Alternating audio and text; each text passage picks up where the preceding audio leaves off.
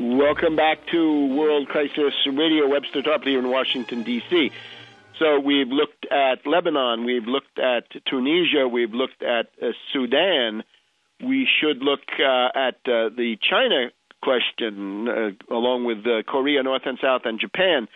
Secretary of Defense Gates in China, not treated with the usual cringing reception that he gets in many other places around the world. Right? There's a definite hardening in the Chinese position, no longer disposed to put up with the imperialist excess coming from Washington, and in particular the eve of his broadcast, the eve of his visit. The People's Liberation Army tested their J-20 stealth aircraft, thought to be approximately the equivalent of the F-22 Raptor stealth fighter, and the news reports are that the PLA, the People's Liberation Army, had not really informed President Hu, so that President Hu was embarrassed and lost face.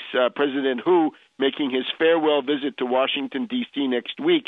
He is scheduled to be replaced by Mr. He, X-I. He is the next leader of the party, and therefore the most likely the president, except that the rambunctious behavior of the PLA indicates that this succession may be more complicated than thought, at least in terms of the substance of it. Remember that the usual factional analyses of China distinguish between the globalizer faction with the central bank and the globalized financier types on the one side, and the Youth League faction on the other, who have more of a rural background, who are more concerned about issues of poverty and wealth disparities and so forth. Now we may have to factor in a third faction, which is the People's Liberation Army itself. President Hu, seen by many as weak, who knows what he represents, thought to be a globalizer, but let's see. In the course of this, Gates says that North Korea will be able to hit the U.S. with an ICBM within 5 years. The Chinese are continuing to liberalize, although very slowly, the international trade in the renminbi. On the one hand, if you want to begin to establish yourself as a possible reserve currency, you've got to liberalize the trade. But when you do that, you're opening the door to hedge fund speculation.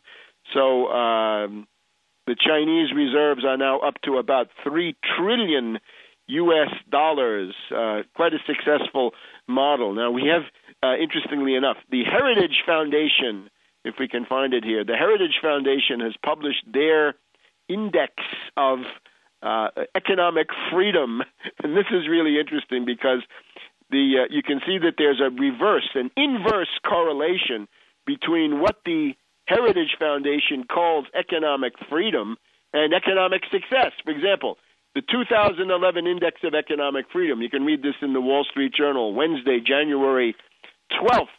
We're told, for example, that Ireland is ranked 7 on the list, better than the U.S. The U.S. comes in at 9, and of course they're not happy about that. Hong Kong 1, Singapore 2, Australia 3, New Zealand, Switzerland, Canada, Ireland, Denmark, U.S., and Bahrain. That's the top 10. So Ireland, the most bankrupt country in the world at this point, given to the fact that their government has sold out completely to the bankrupt zombie banks, they're number 7. They're free. We should be more free. We should be more like Ireland. China, which is on the whole the best economic success story of the last 5 years, 10 years, or 20 years, the greatest anti-poverty success in the history of humanity from many points of view. China ranks at 135. So you can see that there's an inverse relation. The more free you are from the point of view of the reactionaries and free marketeers, deregulators, asset strippers, wage gougers, union busters at the Heritage Foundation, the more free you are, the more bankrupt you are, and the less free you are, as in the case of China, and what by the freedom, of course, means, can you send in unlimited amount of hot money anytime you want and wreck the currency, or can you asset strip companies? Can you bankrupt them? Can you break them up, sell them off? No. So So China at 135 on the freedom list comes in at number 1 on the economic performance list. Japan comes in at 20. European countries generally in the teens. Belgium at 32. Spain, number 31. They're quite thoroughly bankrupt with Santander. Anyway, you get the idea. The Export-Import Bank deserves some attention. In connection with the prominence of China this week, there's attention for the first time in a long time to the Export-Import Bank. Now, we are a great fan of the Export-Import Bank over here.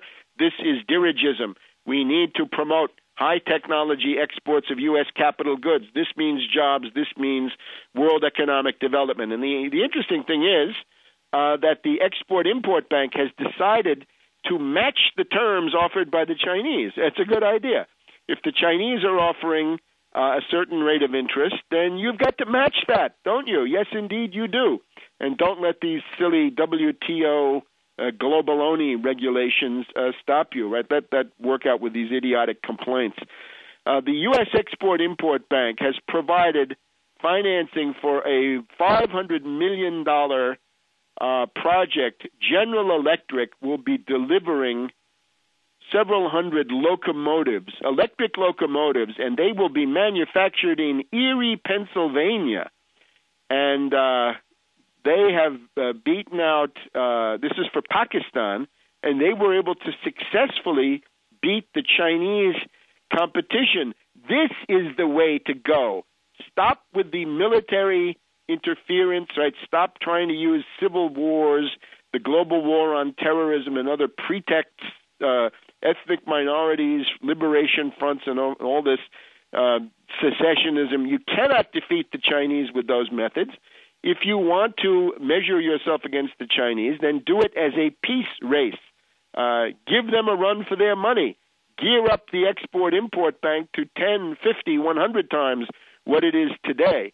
We're told that the U.S. Export-Import Bank finances $25 billion of exports per year in the year leading up to September 2010. And that's going to be some jobs in Erie, Pennsylvania, building those that $500 million of GE electric locomotives for Pakistan. Let us have 2, 3, many, 20, 50, 100 of these cases. The Export-Import Bank deserving attention, mentioned in my 5-point program as one of the institutions that ought to be operating with 0% federal credit. You can read all about this in the Wall Street Journal of January 12th.